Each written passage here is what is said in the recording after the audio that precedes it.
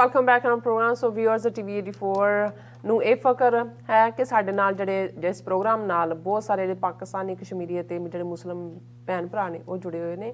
ਸੋ ਸਾਨੂੰ ਸਜਾਦ ਹਸਨ ਸ਼ੇਖ ਸਾਹਿਬ ਅਤੇ ਜਵਾਹਰ ਸ਼ਾਹ ਦੀਆਂ ਜਿਹੜੀਆਂ ਲਿਖਤਾਂ ਨੇ ਉਹ ਸਾਨੂੰ ਮਸੂਲ ਹੋਈਆਂ ਜਿਹੜੀਆਂ ਆਪਾਂ ਤੁਹਾਡੇ ਨਾਲ ਸ਼ੇਅਰ ਕਰਨ ਜਾ ਰਹੇ ਹਾਂ। ਸੋ ਅਸੀਂ ਚਾਹਾਂਗੇ ਕਿ ਤੁਸੀਂ ਇਸੇ ਤਰ੍ਹਾਂ ਬਣੇ ਰਹਿਣਾ, ਦੇਖਣ ਸੁਣਨੀਆਂ ਲਿਖਣ ਲਈ ਤੁਹਾਡਾ ਸਭ ਦਾ ਬਹੁਤ ਬਹੁਤ ਸ਼ੁਕਰੀਆ ਜੀ। ਡਾਕਟਰ ਸਾਹਿਬ ਕੀ ਵਿਚਾਰ ਹੈ? ਦੇਖੋ, ਅਸੀਂ ਆਪਣੇ ਸਾਰੇ ਵਿਊਅਰਸ ਦਾ ਸ਼ੁਕਰੀਆ ਅਦਾ ਕਰਦੇ ਹਾਂ ਜਿਹੜੇ ਕਾਮੈਂਟ ਵੀ ਲਿਖਦੇ ਨੇ। ਜਦੋਂ ਵੀਡੀਓਜ਼ ਅਪਲੋਡ ਹੁੰਦੀਆਂ ਅਸੀਂ ਉਹਨਾਂ ਨੂੰ ਪੜ੍ਹਦੇ ਹਾਂ, ਉਹਨਾਂ ਤੋਂ ਸੇਧ ਵੀ ਲੈਂਦੇ ਹਾਂ, ਉਹਦੇ 'ਚੋਂ ਆਪਣੀਆਂ ਗਲਤੀਆਂ ਤੋਂ ਸਿੱਖਣ ਦੀ ਕੋਸ਼ਿਸ਼ ਵੀ ਕਰਦੇ ਹਾਂ। ਔਰ ਅੱਜ ਅਸੀਂ 2 ਲਿਖਤਾਂ ਸਾਂਝੀਆਂ ਕਰਨ ਜਾ ਰਹੇ ਹਾਂ ਜਿਨ੍ਹਾਂ ਦੇ ਵਿੱਚ ਸਾਨੂੰ ਜਵਾਹਰ ਸ਼ਾਹ ਜਿਹੜੇ ਸਾਨੂੰ ਲਗਾਤਾਰਤਾ ਨਾਲ ਲਿਖਦੇ ਨੇ, ਬਹੁਤ ਸਾਰੀ ਜਾਣਕਾਰੀ ਜਾਂ ਰਿਲੇਟਡ ਨਿਊਜ਼ ਹੁੰਦੀਆਂ ਨੇ ਉਹਦੇ ਲਿੰਕ ਵੀ ਫਾਰਵਰਡ ਕਰਦੇ ਨੇ। ਔਰ ਉਹਨਾਂ ਨੇ ਲਿਖਿਆ ਸਤਿ ਸ਼੍ਰੀ ਅਕਾਲ ਐਂਡ ਸਲਾਮ। We never miss your excellent informative and objective programs. A day without it is a day incomplete. ਕਿ ਭਾਈ ਅਸੀਂ ਦੇਖਦੇ ਹਾਂ ਔਰ ਦਿਨ ਨਹੀਂ ਗੁਜ਼ਰਦਾ, ਦਿਨ ਨਾਮੁਕੰਮਲ ਹੁੰਦਾ। ਇਹ few observations ਔਰ ਉਹਦੇ 'ਚ ਉਹਨਾਂ ਨੇ ਬੜੇ ਪੋਲਾਈਟ ਤਰੀਕੇ ਨਾਲ ਮੇਰੀਆਂ 1-2 ਕਰੈਕਸ਼ਨਸ ਵੀ ਕੀਤੀਆਂ ਨੇ ਜਿਹੜੀਆਂ ਜ਼ਰੂਰੀ ਹੁੰਦੀਆਂ ਕਿਉਂਕਿ ਲਿਮਿਟਿਡ ਸਾਡੇ ਕੋਲ ਵੀ ਉਨੀ ਕੀ ਜਾਣਕਾਰੀ ਹੈ। ਕੋਈ ਸਾਡੇ ਕੋਲ ਇਸ ਕਿਸਮ ਦੀ ਰਿਸਰਚਰਸ ਦੀ ਟੀਮ ਨਹੀਂ ਹੁੰਦੀ ਕਿ ਵੀ ਅਸੀਂ ਅੱਗੋਂ ਵੈਰੀਫਾਈ ਕਰੀਏ ਕੁਝ ਫੈਕਟਸ ਨੂੰ। ਉਹਨਾਂ ਨੇ ਕਿਹਾ ਕਿ ਵੀ White House press secretary said India did not condemn Russia's invasion of Ukraine at the UN Security Council, at UN General Assembly and UN Human Rights Committee. It abstained, so India is on the wrong side of history. ਸਵਾਲੀਆ ਨਿਸ਼ਾਨ ਲਾਇਆ, ਅਸੀਂ discuss ਕੀਤਾ। Similarly ਹੁਣ ਉਹਨਾਂ ਨੇ America ਨੂੰ point out ਕੀਤਾ ਵੀ ਤੁਸੀਂ ਉਹਨਾਂ ਨੂੰ ਤਾਂ ਕਿਹਾ ਵੀ ਰੋਂਗ ਸਾਈਡ ਆਫ ਹਿਸਟਰੀ ਨੇ। Similarly when history is written, United States was also on wrong side to turn a blind eye to India's shocking dumping of US policy, and by acquiring Russian S-400 missiles, it blatantly flouted US laws that US failed to slap sanctions on India as it did on Turkey. ਉਹਨੇ ਕਿਹਾ ਵੀ ਤੁਹਾਡਾ ਤੁਸੀਂ ਆਪਣਾ ਦੇਖੋ ਵੀ ਤੁਸੀਂ ਕਿਹੜੀ side ਤੇ ਖੜੇ ਹੋ ਕਿ ਟਰਕੀ S-400 ਮਿਸਲਸ ਲੈਂਦਾ ਹੈ, ਤੁਸੀਂ ਸੈਂਕਸ਼ਨਸ ਲਾ ਦਿੰਦੇ ਹੋ। ਇੰਡੀਆ ਵੀ ਉਹੀ ਕਰ ਰਿਹਾ, ਤੁਸੀਂ you are looking the other way. ਫਿਰ ਉਹਨਾਂ ਨੇ ਕਿਹਾ ਵੀ Indian launching BrahMos nuclear capable missile was shocking as Pakistan could have launched its nuclear missiles on India in retaliation.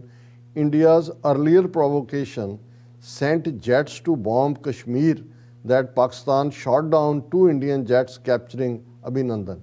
ਉਹਨਾਂ ਨੇ ਕਿਹਾ ਵੀ ਜੋ ਇੰਡੀਆ ਨੇ ਕੀਤਾ ਇਹ ਮਿਸਲ ਵਾਲਾ ਜੇ ਪਾਕਿਸਤਾਨ ਕਰਦਾ ਜਵਾਬੀ ਕਾਰਵਾਈ ਕਰਦਾ ਤੇ ਇਹ ਬਹੁਤ ਜਿਹੜਾ ਹੈ ਉਹ ਤਾਂ ਨਿਊਕਲੀਅਰ ਵਾਲਾ ਪਾਰਟ ਹੋ ਜਾਣਾ ਸੀ।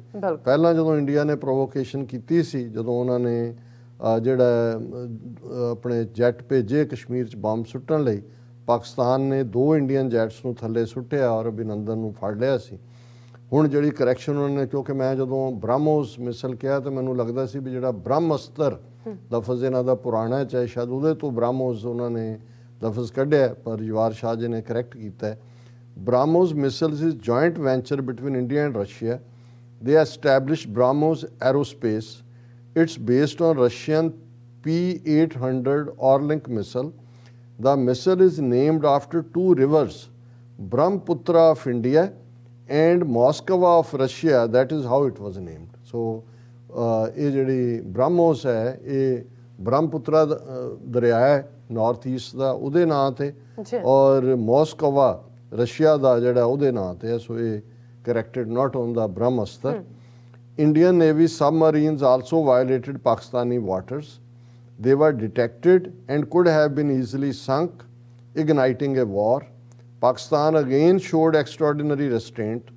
Now the missile strike on Pakistani territory, such Indian madness must end. ਉਸ ਤੋਂ ਪਹਿਲਾਂ ਵੀ ਇਹ ਸਬਮੈਰੀਨ ਜਿਹੜੀ ਇੰਡੀਆ ਦੀਆਂ ਨੇ ਉਹ ਪਾਕਿਸਤਾਨੀ ਪਾਣੀਆਂ 'ਚ ਵੜ ਗਈਆਂ ਸੀ, ਡਿਟੈਕਟ ਵੀ ਹੋਈਆਂ ਸੀ। ਪਾਕਿਸਤਾਨ ਉਹਨਾਂ ਨੂੰ ਡੋਬ ਸਕਦਾ ਸੀ ਪਰ ਉਹਦਾ ਮਤਲਬ ਐਲਾਨੇ ਜੰਗ ਹੋਣਾ ਸੀ, ਪਾਕਿਸਤਾਨ ਨੇ ਅਵੋਇਡ ਕੀਤਾ। ਔਰ ਜਿਵੇਂ ਜਵਾਹਰ ਸ਼ਾਹ ਜੀ ਨੇ ਕਿਹਾ ਕਿ ਇਨਫ ਇਜ਼ ਇਨਫ, ਕਿ ਹੁਣ the United Nations and United States must condemn Modi's insanity and war mongering or risk nuclear Armageddon which would destroy not only the region but the world with greatest respect, admiration and love. ਉਹਨਾਂ ਨੇ ਕਿਹਾ ਕਿ ਵੀ ਇਹਨੂੰ ਮੋਦੀ ਨੂੰ ਨੱਥ ਪਾਓ, otherwise ਜਿਹੜਾ ਉਹਦਾ ਪਾਗਲਪਨ ਹੈ ਉਹ ਨਿਊਕਲੀਅਰ ਖਾਨਾ ਜੰਗੀ, ਜਿਹਦਾ ਮਤਲਬ ਹੋਏਗਾ ਕਿ ਕਿਆਮਤ ਹਰ ਇੱਕ ਦੀ ਤਬਾਹੀ ਉਸ ਪਾਸੇ ਲਿਜਾ ਰਿਹਾ। ਦੂਸਰੀ ਜਿਹੜੀ ਲਿਖਤ ਹੈ ਉਹ ਸਾਡੇ ਵੀਰ ਸਜਦ ਹਸਨ ਸ਼ੇਖ ਜੀ ਦੀ ਹੈ, ਔਰ ਉਹਨਾਂ ਨੇ ਵਨ ਲਾਈਨਰ ਜਿਵੇਂ ਬੁਲਟ ਪੁਆਇੰਟਸ ਹੁੰਦੇ ਨੇ ਔਰ ਬੜੀ ਇਮਾਨਦਾਰੀ ਦੇ ਨਾਲ, ਮੇ ਬੀ ਅਸੀਂ ਸਾਰੀਆਂ ਨਾਲ ਸਹਿਮਤ ਨਾ ਵੀ ਹੋਈਏ, ਪਰ ਮੈਂ ਸਮਝਦਾ ਵੀ ਉਹਨਾਂ ਨੇ ਇੱਕ ਸ਼ੀਸ਼ਾ ਦਿਖਾਇਆ ਕਿ ਵੀ ਖਾਲਿਸਤਾਨ ਲੈਣ ਲਈ ਤੁਹਾਨੂੰ ਕੀ ਕਰਨ ਦੀ ਲੋੜ ਹੈ, ਔਰ ਉਹਦੇ 'ਚ ਉਹਨਾਂ ਨੇ ਈਵਨ ਆਪਣੇ ਮੁਲਕ ਪਾਕਿਸਤਾਨ ਨੂੰ ਵੀ ਨਹੀਂ ਬਖਸ਼ਿਆ ਕਿ ਭਾਈ ਇਹਨਾਂ ਤੋਂ ਵੀ ਕੋਈ ਤਵੱਕੋ ਨਾ ਕਰੋ। ਔਰ ਉਹਨਾਂ ਦੇ ਜਿਹੜੇ ਬੁਲਟ ਪੁਆਇੰਟ ਨੇ ਉਹਨਾਂ ਨੇ ਕਿਹਾ ਕਿ if this message reaches you please consider the following one liner. Aam Aadmi Party is BJP in disguise, agreed. ਇਸ ਦਾ ਬੀ ਟੀਮ ਕਹਿੰਦੇ ਕਿ ਭਾਈ ਉਹ ਭੇਖ ਬਦਲ ਕੇ ਬੀਜੇਪੀ ਹੈ। Muslims of India have been silenced for 50 years to come, ਅਗਲੇ 50 ਸਾਲਾਂ ਲਈ ਚੁੱਪ ਕਰਾਤਾ, ਐਗਰੀਡ, ਬਿਲਕੁਲ। Sikh movement has to locate itself in Punjab, not in Houston or Florida, ਕਿ ਵੀ ਪੰਜਾਬ 'ਚ ਹੀ ਹੋਏਗੀ, ਹਿਊਸਟਨ ਇਹਦੇ 'ਚ ਪਾਰਸ਼ਲੀ ਐਗਰੀਡ, ਕਿਉਂਕਿ ਡਾਇਸਪੋਰਾ ਦਾ ਆਪਣਾ ਰੋਲ ਰਹਿਣਾ। ਹਾਲਾਂਕਿ ਅਲਟੀਮੇਟਲੀ ਜਿਹੜੀ ਲੜਾਈ ਹੈ ਉਹ ਪੰਜਾਬ ਦੀ ਧਰਤੀ ਤੇ ਹੀ ਲੜੀ ਜਾਏਗੀ, ਪਰ ਉਹਨਾਂ ਦੇ ਲਈ ਵੀ ਸਾਧਨ, ਉਹਨਾਂ ਦੀ ਆਵਾਜ਼ ਇੰਟਰਨੈਸ਼ਨਲੀ, ਉਸ ਦੀ ਆਰਟੀਕੂਲੇਸ਼ਨ, ਉਹਦੇ 'ਚ ਡਾਇਸਪੋਰਾ ਸਿੱਖਾਂ ਦਾ ਰੋਲ ਰਹੇਗਾ ਹੀ ਰਹੇਗਾ। Sikhs and Muslims of India have no survival under numerical democracy. ਉਹੀ 51 ਗਧੇ ਜਿਹੜੇ ਨੇ ਉਹ ਭਾਰੀ ਨੇ 49 ਸ਼ੇਰਾਂ ਤੇ, ਕਿ ਉਹ ਅਸੀਂ ਮਾਈਨੋਰਟੀ 'ਚ ਹੀ ਰਹਿਣਾ, ਕੁੱਲ ਮਿਲਾ ਕੇ 80% ਤਾਂ ਹਿੰਦੂ ਨੇ, ਭਾਵੇਂ ਉਹਨਾਂ ਨੂੰ ਕਹੀ ਜਾਓ ਜੀ ਦਲਿਤ ਦੂਜੇ ਤੀਜੇ, ਅਲਟੀਮੇਟਲੀ ਹਿੰਦੂ ਕਰੈਕਟ ਹੈ, ਹਿੰਦੂਤਵਾ ਦਾ ਏਜੰਡਾ ਹੀ ਉਹਨਾਂ ਦਾ ਪ੍ਰਵੇਲ ਕਰਦਾ। ਇਹ ਵੀ Sikh misls must be revived and resurrected as soon as possible. ਬਿਲਕੁਲ ਠੀਕ ਕਿ ਸਾਨੂੰ ਉਸੇ ਹੀ ਮਾਡਲ ਦੇ ਉੱਤੇ ਜਿਹੜਾ ਉਹ ਆਪਣੀ ਆਜ਼ਾਦੀ ਦੀ ਸਟਰਗਲ ਲੜਨੀ ਪਏਗੀ। Sikh leadership must come only from true Nanak faithfuls, preferably from Nihangs. ਇਹ ਬੜੀ ਕੀਮਤੀ ਗੱਲ ਕੀਤੀ ਹੈ ਕਿ ਜਿਹੜੇ ਪੀਸਫੁਲ ਤੇ ਦੂਜੀ ਗੱਲ ਕਰਨ ਵਾਲੇ ਨੇ ਉਹ ਤਾਂ ਨਿਊਮੈਰੀਕਲ ਸਟਰੈਂਥ ਦੇ ਸਾਹਮਣੇ ਉਹਨਾਂ ਨੇ ਖਲੋ ਨਹੀਂ ਸਕਣਾ ਹੈ, ਉਹ ਤਾਂ ਅਸੀਂ ਦੇਖ ਹੀ ਰਹੇ ਹਾਂ। ਨਿਹੰਗ ਦਾ ਮਤਲਬ ਹੈ ਕਿ ਵੀ ਅਲਟੀਮੇਟਲੀ ਮਿਲੀਟੈਂਸੀ ਵਾਲਾ ਜਿਹੜਾ ਕਰੈਕਟਰ ਹੈ ਸਿੱਖਾਂ ਦਾ, ਜਦੋਂ ਤੱਕ ਉਹ ਵਾਪਸ ਨਹੀਂ ਆਉਂਦਾ, ਇਹ ਤੁਸੀਂ ਆਜ਼ਾਦੀ ਲਈ ਜਿਹੜਾ ਉਹ ਭੁੱਲ ਜਾਓ ਉਸ ਨੂੰ। Europe US will never support Sikhs, ਕਿਉਂਕਿ ਇੰਡੀਆ ਵੱਡੀ ਮਾਰਕੀਟ ਰਹਿਣੀ ਹੈ, ਔਰ ਜਿਸ ਕਿਸਮ ਦਾ against China, against Islamic world, ਉਹਨਾਂ ਨੇ ਕਿਹਾ ਵੀ ਅਮਰੀਕਾ ਔਰ ਯੂਰਪ ਨੇ ਕਦੇ ਸਿੱਖਾਂ ਦੀ ਮਦਦ ਨਹੀਂ ਕਰਨੀ। ਹੁਣ ਜਿਹੜਾ ਮੈਂ ਸਮਝਦਾ ਵੀ ਬਹੁਤ ਇਮਾਨਦਾਰ ਉਹਨਾਂ ਦਾ ਆਪਣਾ ਤਜੀਆ ਹੈ, ਔਰ ਮੈਨੂੰ ਕੁਝ ਮੇਰੇ ਪਾਕਿਸਤਾਨੀ ਹੋਰ ਦੋਸਤਾਂ ਨੇ ਵੀ ਕਿਹਾ ਟਾਈਮ ਟੂ ਟਾਈਮ, ਹਾਲਾਂ ਮੈਂ ਕੰਨ ਬੰਦ ਕਰ ਲੈਂਦਾ ਸੁਣਨ ਤੋਂ, Pakistan will be kept sleeping by its rulers. ਹੁਣ ਇਹ ਇੱਕ ਪਿਛਲੇ ਦਿਨਾਂ 'ਚ ਵੀ ਇੱਕ ਸਕਾਲਰ ਮਿਲੇ, ਉਹ ਕਹਿੰਦੇ ਪਾਕਿਸਤਾਨੀ ਅਵਾਮ ਤਾਂ ਖਾਲਿਸਤਾਨ ਦਾ ਹਮਾਇਤ ਤੋਂ ਸਿੱਖਾਂ ਨੂੰ ਬਹੁਤ ਮੁਹੱਬਤ ਕਰਦੇ ਨੇ, ਪਰ ਜਿਹੜੇ ਵੀ ਸਰਕਾਰੀ ਲਾਈਨ ਤੇ ਸੀ ਜਾਂ ਨੇ ਜਾਂ ਹੋਣਗੇ, ਉਹਨਾਂ ਨੇ ਇੰਡੀਆ ਦੇ ਖਿਲਾਫ ਹੌਸਟਾਈਲ ਲਾਈਨ ਨਹੀਂ ਲੈਣੀ, ਕਿ ਵੀ ਜੇ ਕਸ਼ਮੀਰ ਦੇ ਮੁੱਦੇ ਦੇ ਉੱਤੇ ਉਹ ਬਿਲਕੁਲ ਜਿਹੜੇ ਨੇ ਉਹ ਉਸ ਕਿਸਮ ਦਾ ਸੋਲਿਡ ਲਾਈਨ ਨਹੀਂ ਹੈ, ਤੇ ਸਿੱਖਾਂ ਨੂੰ ਇਹ ਤਵੱਕੋ ਨਹੀਂ ਕਰਨੀ ਚਾਹੀਦੀ ਕਿ ਉਹਨਾਂ ਦੀ ਲੜਾਈ। ਹਾਲਾਂਕਿ ਮੈਂ ਇਹਨੂੰ ਥੋੜ੍ਹਾ ਜਿਹਾ ਡਿਫਰੈਂਟਲੀ ਦੇਖਦਾ, ਮੈਂ ਸਮਝਦਾ ਵੀ ਅਲਟੀਮੇਟਲੀ ਹਾਲਾਤ ਜਾਂ ਆਵਾਮ ਦਾ ਜਦੋਂ ਆਵਾਜ਼ ਬਣਦੀ ਹੈ, ਪਾਲਿਸੀਜ਼ ਚੇਂਜ ਵੀ ਹੁੰਦੀਆਂ ਨੇ। ਫਿਰ ਉਹਨਾਂ ਨੇ ਕਿਹਾ China will abstain till the last moment, agreed.